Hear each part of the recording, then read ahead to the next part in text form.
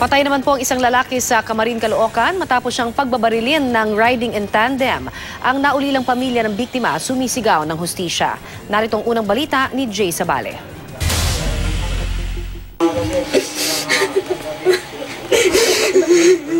Hanggang ngayon, hindi pa rin matanggap ng pamilya Aldiado na nakaburol na ang kanilang padre di pamilya matapos pagbabarili ng dalawang lalaki na kamotorsiklo sa Barangay 175 Camarin, Caloocan noong Lunes na gabi. Angkas daw ng kanyang amo si Lemen Albiano nang biglang git-gitin sila ng riding in tandem.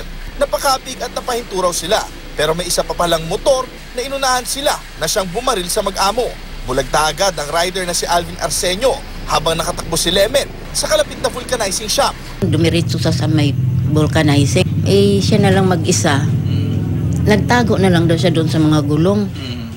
Ang dalawang ikot daw yung nakamotor.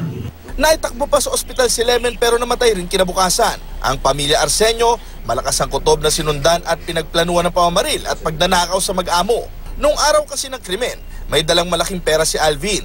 Inaasahan ng pamilya ng mga biktima na mas magbibigay linaw sa kaso ang mga CCTV sa lugar. Hinto na to. Kasi marami nakikaride on dito eh. Tuwing na lang may namamatay. Sasabihin related sa droga. No. Pero marami mga inosenteng tao na hindi itong gawain. Para sa unang balita, Jay Sabale, report.